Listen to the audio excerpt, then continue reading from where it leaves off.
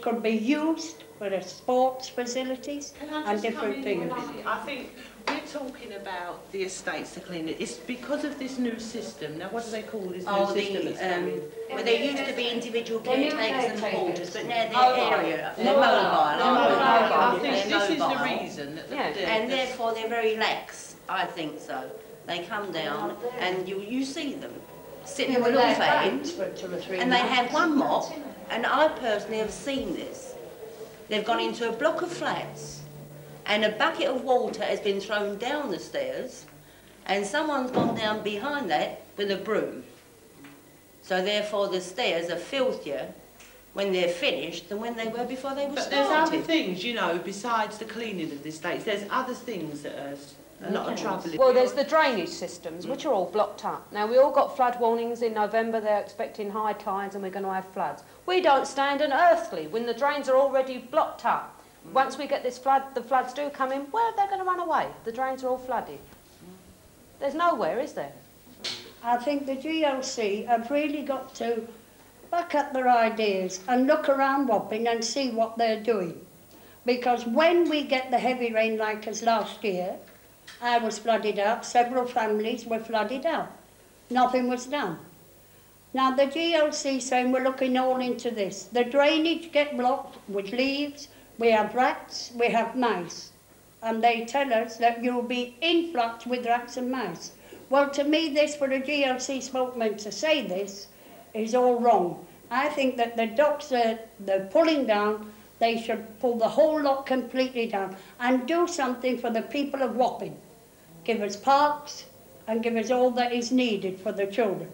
And also new flats, decent flats that tenants can live in. What has the local council ever done for us? Let's face it, they have done nothing. We've had them down to almost every meeting. I mean, after the last borough elections, I mean, I've never seen so much councils that come down here.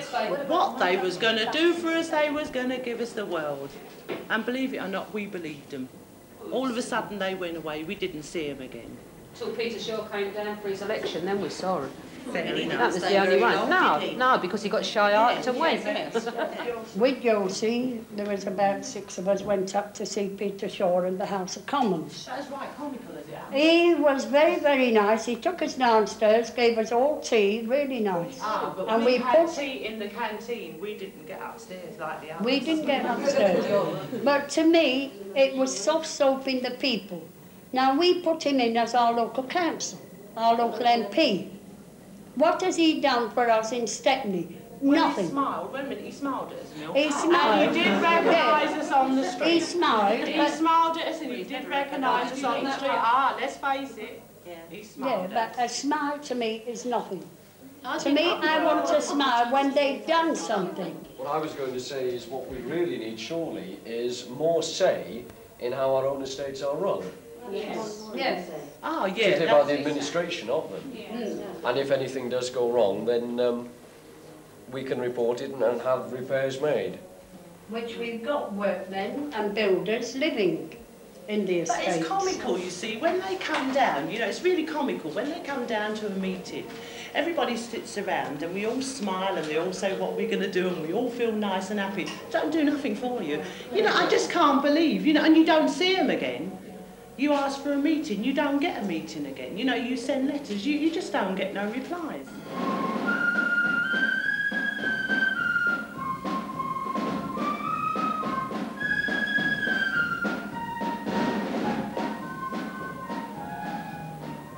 We had St Bride's Wharf closed down. We had St John's closed down, St John's Wharf's closed down. We had Iron Gate Wharf had closed down, where the Tower Hotel is built now. You see, now, it was a coincidence, really, that as soon as these wharves had closed down, maybe within what, say, within 6 months to a year, they burnt down. You see, no sooner did they shift the dockers out than the place is burnt down. For example, there was the Karen Wharf burnt down, St John's Wharf burnt down, St Bride's Wharf burnt down. You know, so as soon as these places burnt down, you see, there was no rates being paid on them once these buildings was down, unless they were just paying the land rate. But then as we thought, well, this is okay, you know, the places are burnt down, we'll be able to look at the river. we're all going to see the river. You know, for the first time in 120 years, you know, there's going to be no walls up there. We're all going to see the river. But then along come the developers, whoever owned this land at the time, and they put all corrugated sheeting from one end of the Wapping High Street to the other. That's from the Tower Hotel right the way down along the river, you know. So the people now are right back to scratch where we started 120 years ago, boarded in. Here on St Catherine's Estate, history repeats itself. 150 years ago, in 1825, a group of businessmen sponsored an Act of Parliament which made homeless 2,000 men, women and children in order to build St Catherine's Dock.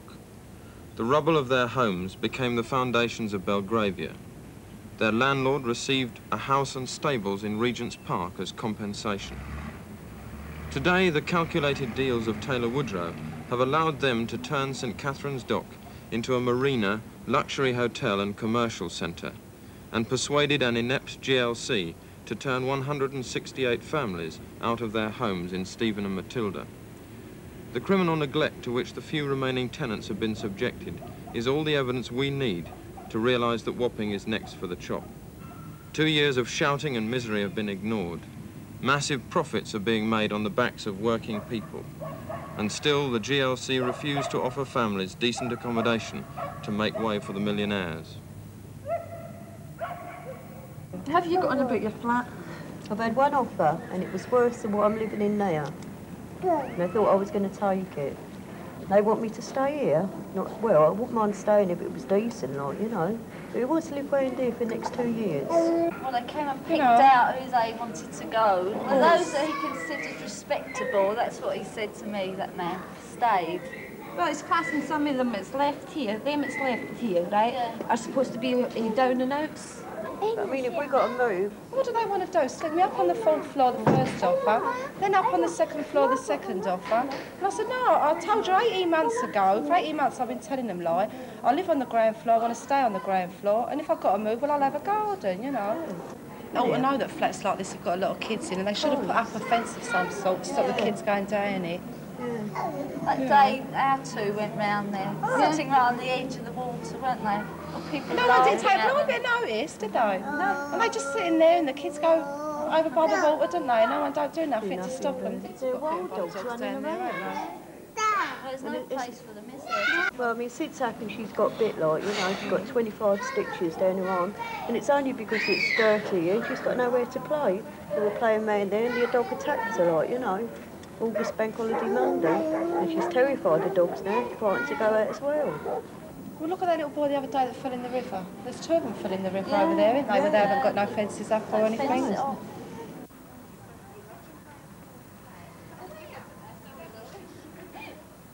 What's happened here has taught us a few lessons, and we're going to make sure it does not happen again. We will have a say in our own future, but what we need is a base to work from. This old pub would do us nicely.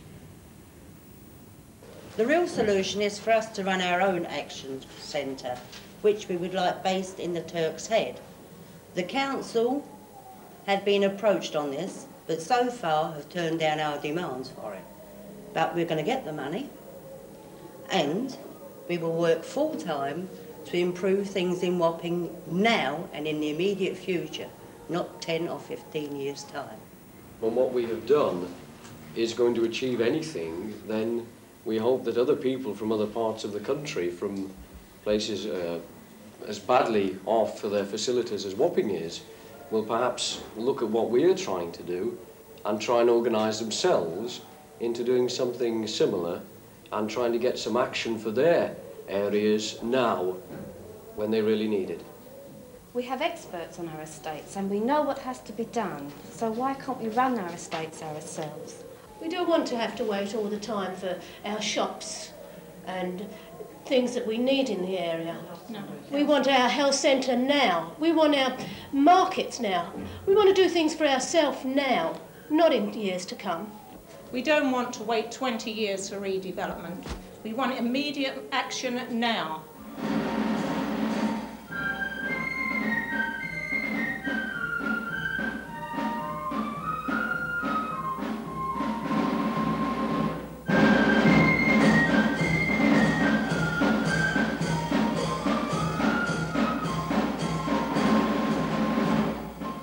there's been no new things. No. If you're talking about improvement, no improvement whatsoever. And I blame this on the council. They can find £60,000 every year to take themselves on holidays abroad and invite overseas visitors here to stay at our best hotels. They can pay £12,000 for beer alone, and yet the children, they give nothing.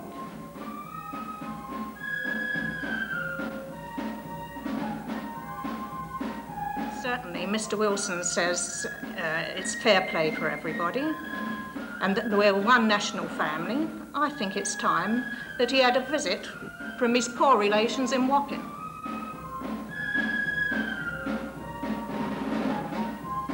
They've given us absolutely nothing. All we've had is promises, promises, promises.